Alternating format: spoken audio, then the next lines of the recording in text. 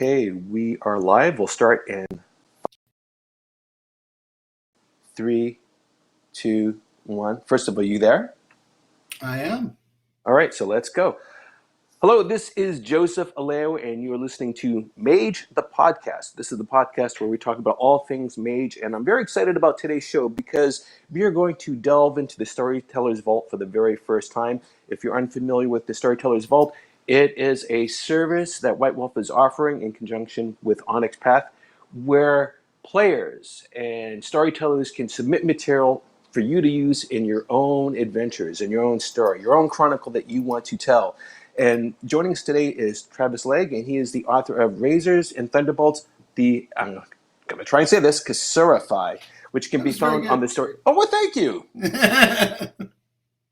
So, Travis, before we get to this topic, which I'm very excited to talk about, last week I was getting ready to do some chores. I was going to fold some laundry, and then I was going to go to my Storytellers Vampire the Masquerade Chronicle. And I went to the bedroom where I was going to throw the laundry in the bed and fold it, and I found that I locked myself out of the bedroom. So it was a very expensive weekend. I had to spend about $70 on the locksmith to open it. And he said, "Hey, what are you going to do with the rest of your day after I'm done?" And I said, "Well, I'm actually a closet nerd. I'm going to be playing a role-playing game afterwards." And he said, "Oh, really? Is it Dungeons and Dragons?" And he got very excited, and I did not expect that from a person. So I said, "No, it's actually Vampire the Masquerade." And we spent the next half hour just talking about role-playing games and his strategies and his suggestions for the best way to do a role-playing game. And it was an unexpected conversation, but it was really delightful. And I gave him an extra tip just because he was such an awesome dude. And like I said, I just did not expect to be talking about Dungeons and Dragons and World of Darkness with my locksmith. And when I told my boy about it, he said, "Does he play a rogue in Dungeons and Dragons?" I'm like, "Oh, locksmith, Dungeons and Dragons, perfect." So let's get to the topic on hand. First of all, Travis, before we get into your book for the Storytellers Vault, I wanted to ask you a little bit about yourself. For example, the question I always go into is, how did you get into role-playing games, and how did that lead to World of Darkness, and what led to your interest in Mage? Okay. I got into role-playing games. I was probably 5 years old. And, 5 years old? Yeah. I have an older brother who's 7 years older than me. And the neighbor that lived across the tracks from us, I grew up in a small town called Mauston, Wisconsin. It's got 3,000 people and 5,000 cows. And, oh, well, that's small. Yeah, it was tiny. And the neighbor across the tracks from us, this kid named Matt Stewart, I don't remember what the connection was, but he spent a lot of time in Lake Geneva. And I was born in 79, so we're talking like 84. And he would go to Gen Con every year, and he would bring back these Dungeons and Dragons books, and he and my brother would play. And because I was an annoying little brother, I wanted to play too, So I started playing D&D. My mom would act as the dungeon master for us, which was super cool of her. She wasn't particularly into sci-fi fantasy, but she could read, and that's all it really took. So she just kind of walked us through the modules, and yeah, I played D&D for a couple of years at that point. And then I sort of fell out of it for a little bit, and then I found the Teenage Mutant Ninja Turtles and Other Strangeness from Palladium when I was probably about 11 or so. And by this time, my parents had divorced, my mom had remarried, and her new husband was less accommodating about stuff like that. He was very much like, "This is the devil's stuff, and you should get it out of my house." And I was like, "It's talking turtles that are ninjas." Like, right on. So I didn't wind up staying there for very long, actually. When I was 12, just about to turn 13, I moved in with my father in Rockford, Illinois, which is where I've lived since and still live. And when I got down here, I was, this weird kind of country bumpkin dirthead metal kid, and I just felt out of place, I guess. And As I was walking into school one morning, I saw a group of similar sitting at the McDonald's that was right by my high school. And so I walked over and just kind of introduced myself and just started talking. And I noticed, I guess it was probably about 2 weeks later, one of the guys had brought in a Mage book, and he was reading that, and I was like, that looks super cool. And so we started talking about it, and he was like, yeah, I play Vampire, but I'm trying to read this, and this book not only reads in circles, but it reads in misleading circles. And I was like, right on. But so we didn't actually dive into Mage at that point. We dove into Vampire, and I think we played a little Street Fighter maybe too, because that group of people were way into video games. I was not so much. But yeah, they kind of became my high school friend clique, and I'm still friends with a couple of them. I was actually the guy who was reading that Mage book that day. I was best man in his wedding, so we were close. But yeah, and then so that's kind of where my infatuation with the World of Darkness started. Is this slightly awkward new kid in a new town, and we were poorly behaved children. We didn't attend school a whole lot. I went to high school for 4 years. I amassed 3 credits in that time, and one of them was an excused PE credit from a skateboarding accident.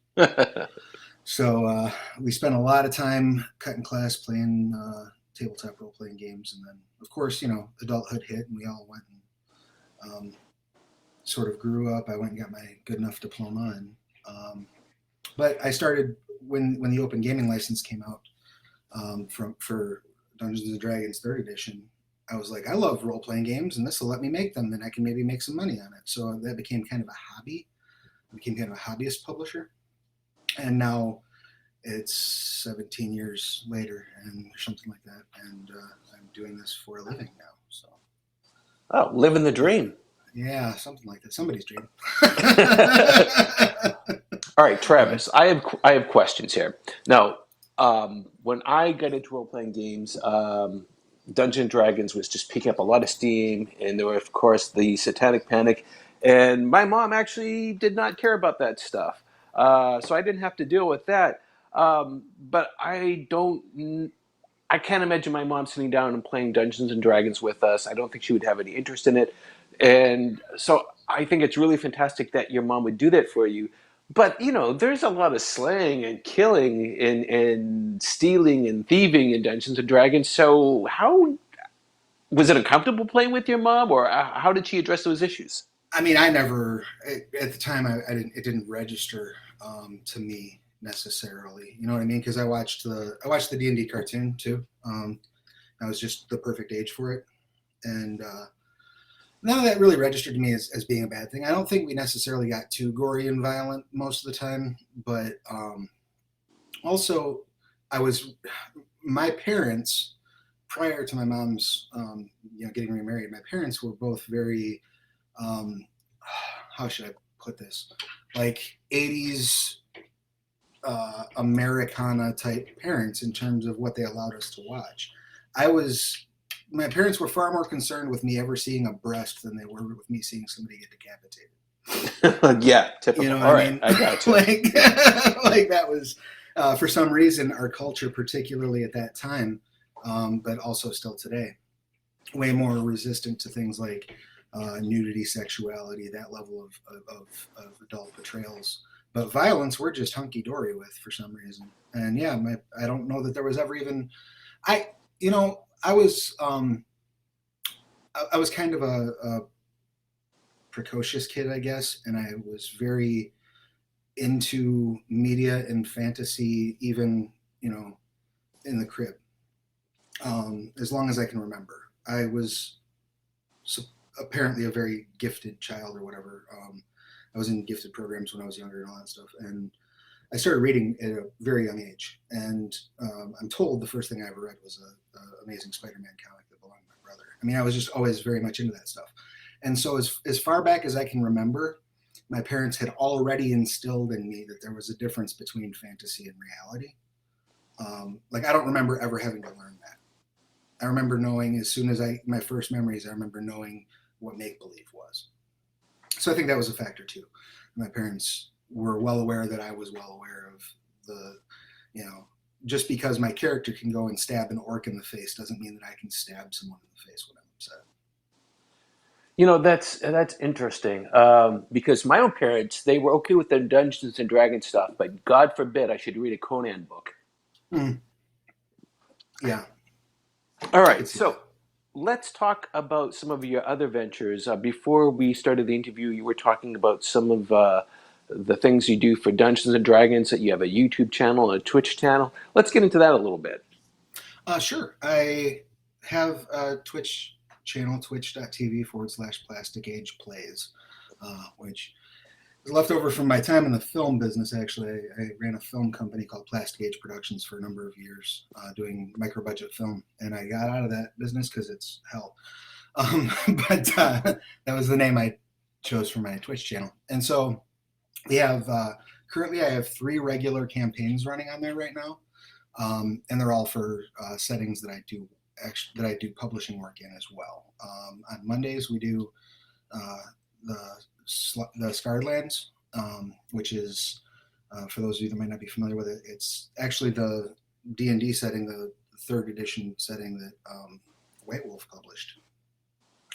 They did a bunch of books, Relics and Rituals and Creature Collection, and they started out just doing these books that were just supposed to be like sort of add-ons for D&D 3rd edition, but then they wound up building a whole setting out of it, and it's just this really cool sort of grim bright take on fantasy with a lot of Greek/Roman mythology worked into it.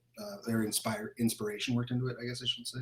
There's no actual Greek or Roman gods, but you can tell that's where a lot of the inspiration was pulled from. So we run a session there on Mondays, and I actually do work for their community content program, which is called the Sorcerers Vault. And Wednesdays I do a all drow adventure with a couple of cosplayers and authors that I know. One of which, Rachel Judd, does a lot of work for the Storytellers Vault as well. It's how I met her, actually, was because I have a show I do on Twitch, usually on Mondays. It's got a floating schedule where I meet with other creators from the various community content sites. And that's called the DM's Guild Hall. And we just talk about, tips, tricks, things like that. I've actually spun out a little side show from that where I do more bite-sized, like 5-minute tips for people that are just looking at getting into it. Stuff to kind of help someone who's never encountered creating something for community content, because it can be complicated, So I try to take the simple view in those tips videos. And then on Fridays, I do Calculated Risks in Eberron Adventure at 10 a.m. Central on Fridays. We do an Eberron D&D game that's just hilariously fun. And I couldn't remember if we had discussed the language level on this podcast. So the first 5 words I thought of to describe it, I decided not to say. But no language restrictions. Cut loose. It's a shit show, but it's a fun shit show. It's just watching. It's 3 players who are playing characters who are just all dysfunctional as shit and happen to have the fate of the world dropped in their lap, which I think is generally the best kind of role-playing game, like group creation. You take these people that are just fucked up and say, "Oh, here's a bunch of responsibility. Good luck." So that's that campaign. So I'm doing all that stuff on Twitch, and also it all goes up on my YouTube channel, which is youtube.com/Travis Legge Plastic Age, I believe is the best way to get there. So plastic like the substance, age like the time frame. It was a play on comic books, the Golden Age and the Silver Age. Gotcha. So I was making cheap comic book movies, so I thought it was a cute name at the time. But yeah, so that's kind of all I do. And I've done like some World of Darkness on there too. I did a vampire thing on there a while ago. Might be doing more soon. We'll see. All right, before we talk about your book, I have a professional question. What tools do you use to organize all this? Do you use something like OmniFocus for a to-do list, or using Google Docs? What are your tools for all this? Oh, I'm the worst person on earth to ask that question. I use my I use my calendar and the reminders in my phone and my emails. That's I'm the it. most disorganized. Yeah. And I have, because I'm doing this full time, my motivations tend to be pretty immediate. You know, like a bill will come in the mail and I'll be like, oh, time to write something. So it's, you know, and it's become, I've started to look into, particularly as I've done more collaboration, which is definitely something I want to touch on, by the way, while we're talking about community content, because I think it's the key to being successful is collaboration. But as I've done more of those, I've started to get into Trello and Slack and things like that. But really only, I don't want to say kicking and screaming because I wasn't that resistant to it, but I had to be sort of drug over to that particular well to drink. I never would have thought of it, let alone started using it. And I still don't use it for my personal projects because I'm a hot mess. So. Well, myself, I have a touch of ADD, and so I need all these tools just to keep my left on track, let alone podcast and games. All right, so let's get to the book. It's Razors and Thunderbolts, the Ksirafai.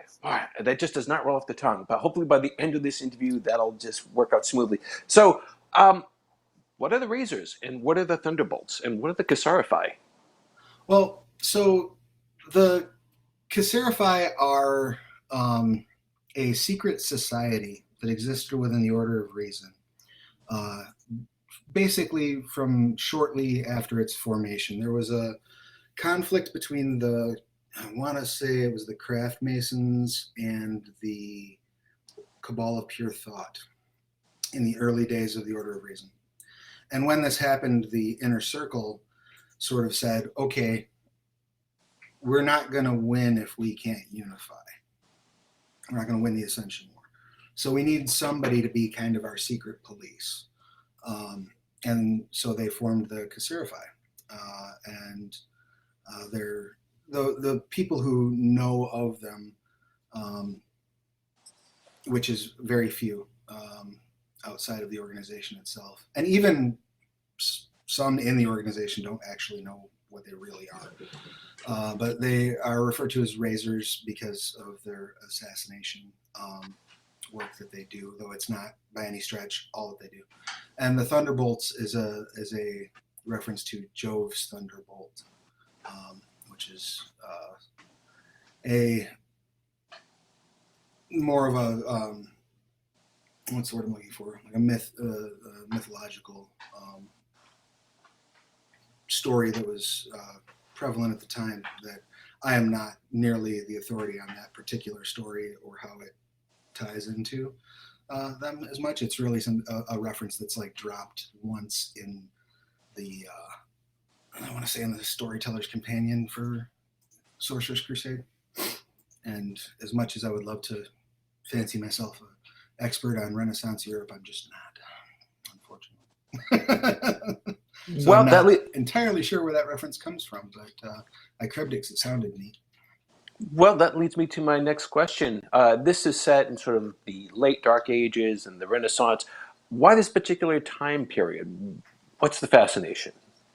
Well, I think the original sort of drive for setting the Sorcerers Crusade during that time, just based on stuff that I've heard, Satiros, the Ricardo, the developer, talk about, it was right around the time when the Ascension War was happening or was starting. You had these two factions, the Council of Nine and the Order of Reason, who are really just sort of starting to come into their own. And there's this dichotomy, struggle in life, even among, in real world history, sort of between faith and reason, and between people, are just starting to sort of put forth arguments of fate versus free will. It was a time of the world trying to figure out, and culture trying to figure out what it was or who they were and what their place was in a way that is unique to that period of history in that particular place, if that makes sense. So I think that's kind of why it's compelling to set stories there. And I was very fortunate, because of some other work I've done for the Storytellers Vault and in other community content outlets. I was fortunate enough to sort of catch the attention of the powers that be there. And so they reached out to me ahead of the release, because whenever one of these community content programs goes out, they want release date content. And so there'll be a few creators they'll reach out to say, hey, this is going to launch on X date. Can you have X, Y, and Z ready for us? And by the time we had spoken, they felt they had enough content for the modern setting for launch day. And they were like, we don't have anything for Sorcerers Crusade. Can you hop on that, you know? And I said, yeah, sure. I thought it was a compelling setting for all the reasons I just described. I only got to run one campaign in it back in the day. And the thing that I remembered immediately as soon as I decided, okay, yeah, I can hop on board for this, I immediately thought of the Ksirafai, which, if I'm mispronouncing that, I apologize. I'm sure I'll hear about it from someone. So it'd be my fault if you're mispronouncing it as well.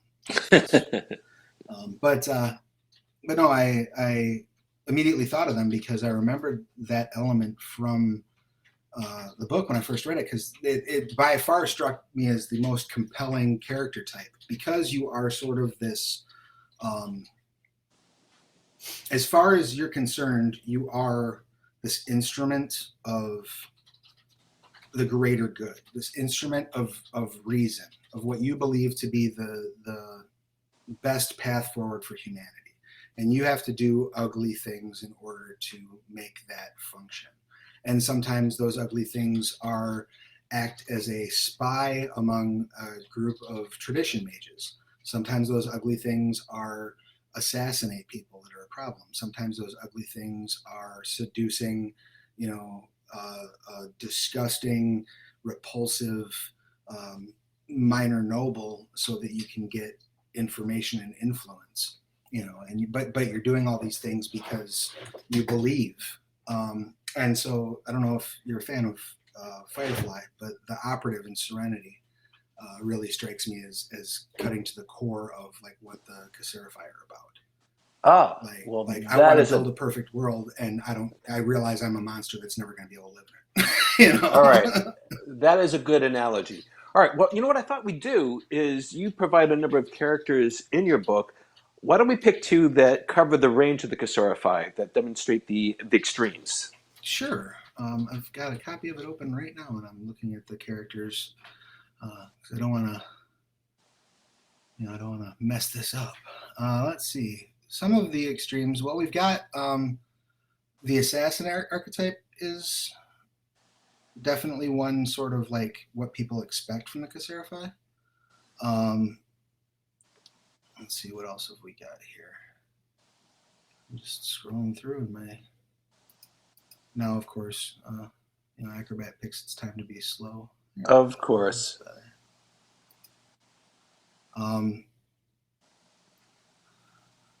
So let's see, what would be a good opposite? Because there are a number of archetypes in here that are plants within other organizations, because that's a common theme among them as well. I'm trying to look for something that's a little bit more outside of the norms. Okay, so you got let's see. I know there were a couple that you had mentioned too that you had liked. Well, when I was thinking, preferred to talk about. Well, when I was thinking about the range, is you have the urchin, which is about the closest as you can get to a sleeper, really, who's mingling with the common folk. And then everybody else is more nobility or combat-oriented, like the assassin, let's say. So that's what I was thinking of the range. So what I thought we'd do is choose two of those and also explain or provide examples of how you would use them within the game to best utilize the Ksirafai and what they're all about. Oh, for sure. So, okay, just taking the assassin and the urchin off the cuff, right? The urchin is someone who sort of acts as basically like a plant, in the terms of like a spy. They are able to move among the poor, the destitute, the sort of downtrodden, which are certainly no shortage of during this time period. And the thing, and they're able to blend in, and they're able to gather information and find things that can be of use to the Order of Reason, particularly the Ksirafai, to know, because the Order of Reason does take into account that the Ascension War is being fought all across the stratification of society. It's not just nobles arguing over this stuff. There are certainly awakened among, even the lowliest of virgins. And the thing that's interesting about this template is this is someone who the Ksirafai have a number of recruitment tactics and techniques, but they tend to look for someone that they can recruit that's genuine and legitimate and has some experience within the realm that they intend to place them in, right? So they're going for that authenticity. It's easier to be a spy if you're from the country you're spying on. It's easier to be a spy if you've grown up in the strata of society that you're being placed in. So this is, and in this particular one, if you read the backstory, the awakening that's described for this character is effectively a traditionalist awakening. This goes from, they go through a storm and a great tragedy, and then they start seeing spirits around them. I would see this character, had they not been encountered by the Ksirafai, maybe falling into the Euthanatos or something along those lines, but just as easily maybe falling into, like a dream speaker type of tradition, or just remaining an orphan. But having that authenticity, and that's kind of the thing that draws that person out. So, and when you're using the urchin in your campaigns, there's a number of ways you can bring that about too, particularly if you're playing a game that's more street level, for lack of a better term. This could be a contact, this could be a friend. I don't think anyone in the Ascension War walks around with a badge on that says what their faction is necessarily. It's not how I see Mage, but there's certainly nothing about the urchin that screams, I'm a member of the Order of Reason. So that would be one way to use them. Another way would be if you're playing a more Order of Reason leaning campaign, this could be a information source. And it's quite possible, given the secretive nature of the Ksirafai, that the characters might not even know that. You know what I mean? They tend to operate in secret. So the characters could be using this urchin as a source of information, and not even be aware that they're actually on the same side. I think that's what really appealed to me about your book is the amount of intrigue that you can get away with. It really seems to promote that. All right, so let's go to the other extreme. So we've got the urchin. So we could do the scholar. We could do the I can't remember how to describe the other character. The manipulator. We have the assassin. Who do you want to go to? Well, let's go to, see, this is so hard to boil it into two, because there's four pillars, right? You've got your spies, which is effectively what the urchin covers, right? The lore master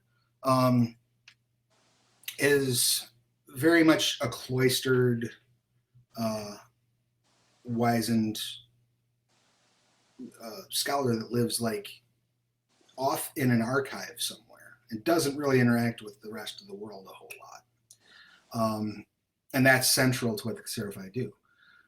if you look at like the deep lore of the World of Darkness, one of the most, because the Ksirafai do make their way into the modern era in the guise of House Janissary from the Order of Hermes, actually.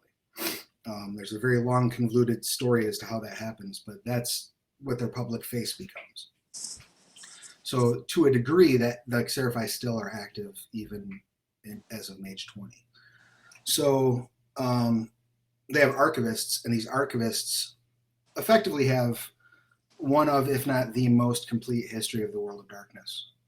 Because when someone, when the assassin gets sent to take somebody out, evidence gets taken back to the archivist. So even things that have been wiped from history, they have.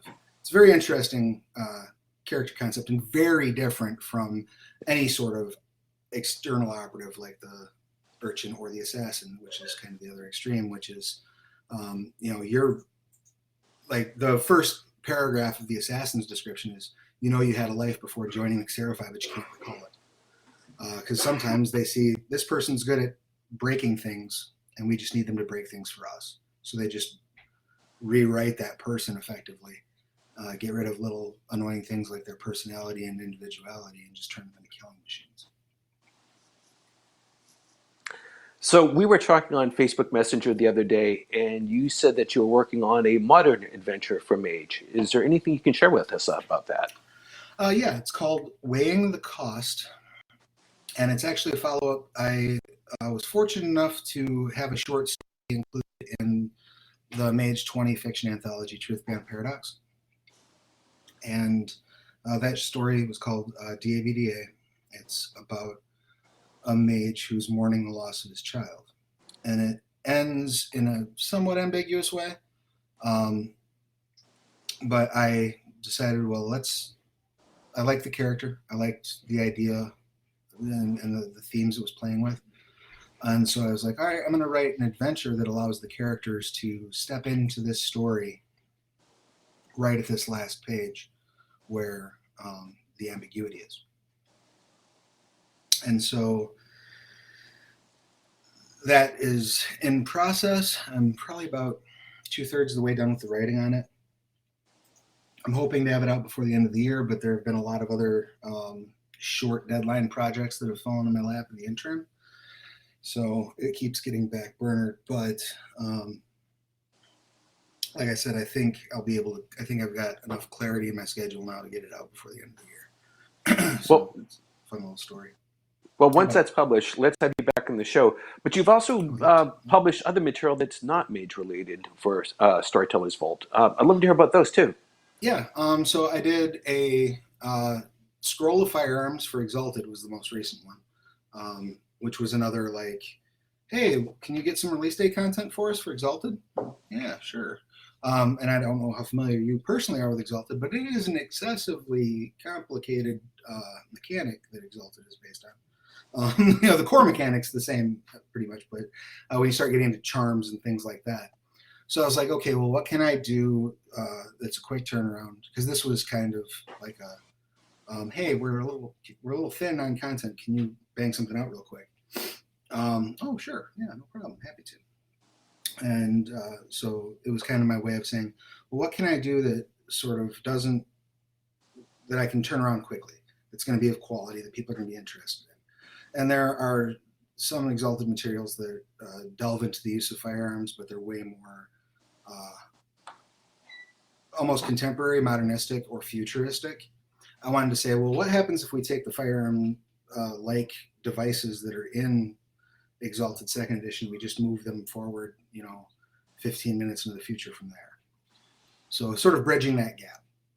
And it was a nice little, I like to look for, I don't know if it's become clear, but I like to look for little niches that aren't filled to make my content, because I think that's what the Storytellers Vault is best for, is finding this little thing that maybe somebody else might not have thought of and going, oh, I can do that. I can fill that little gap and I can come up with a cool idea to put in there. That's just like how I like to design. And then I've done a lot for Vampire the Masquerade. I did a setting book, an adventure that has some setting information about Rockford, Illinois, where I'm from. It's called Bloody but Unbowed.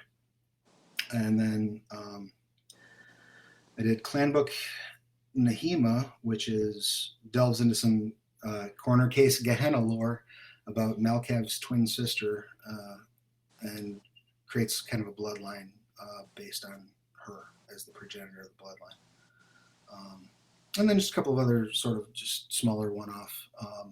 Here's a new way to look at bearing, and how that is affected with your Path of Enlightenment as a vampire, or new animalistic features for your gangrel character, like marsupial pouch, stuff like that. Just, that's another gift from that guy who I mentioned before that had the Mage book. He had a gangrel character that wound up with horns and a marsupial pouch, and his legs were inverted. So most of his features wound up in that book. But yeah. That's a lot of what, if you look up my name, you'll find a lot of like, oh, that's a little sideways nifty thing that maybe I wouldn't have thought of, but it's fun. Well, before we go, I wanted to ask you, for the aspiring publisher, someone who wants to submit material for the Storytellers Vault, Mage or otherwise, what advice would you give that person? The biggest ones are use the template and style guides. Okay, they provide an amazing template on that site that you can download for free that lets you make your products look like their products. Use it. Some people are tempted to like avoid that for some reason. I can't imagine why, but don't. Use their style guide. Read their style guide. Their style guide is a little document that will sort of give you basic beats that the setting tries to hit, and some minor advice, do's and don'ts, things like that, about how to really hit the feel of the product. Those two are important, but I think probably the most important is keep it digestible, and something small, something focused. Pick one particular topic that you want to write about and make something that's 10 pages long, something that is easy for you to see the end of. Because I think a lot of content doesn't make its way out to the public because it gets 60% finished and then it gets abandoned. And that's across the board. That's not just in the community content publishing. I think that's people who want to make comic books. I think that's people who want to make movies. I think that's people who want to make any sort of art for mass consumption. The biggest thing is start small, do something achievable, and follow the rules. When you get good at it, you can learn what rules to break. But follow the guidelines that are laid out for you because they're there to help make it achievable. Excellent advice. So if we'd like to learn more about your future releases or ask you questions about your releases or your thoughts on the World of Darkness or Dungeons and Dragons or whatever game systems you're working with, where can we find you online? The best place to find me is probably either Twitter or Facebook. Both of those, I'm at Travis Legge, Legge on Twitter, just facebook.com/Travis Legge. Those are probably the best ways to find me. Twitch is also a good place to get a hold of me. And then I have, if you type my name in at Storytellers Vault, Drive-Thru RPG, Dungeon Masters Guild, any of those sites, you'll find my work. So I'm all over the place. Well, fantastic. And I'm looking forward to having you back on the show. Travis, thanks for joining us to Mage the Podcast. Thank you. Likewise. So please join us again next week. Adam Simpson will return. He will be continuing his Tomes of Magic, and he will be discussing the Book of Chantries. You can find us online at magethepodcast.com, or you can follow us on Twitter at MageThePodcast. You can subscribe to Mage the Podcast on iTunes, Google Play, and now on the TuneIn app. If you are so inclined, please give us a review on iTunes, and that helps people find the show and learn more about Mage, which is always a great thing. And for Mage the Podcast and Travis Legge, I'm Joseph Leo. Thanks for listening. I'll see you next week.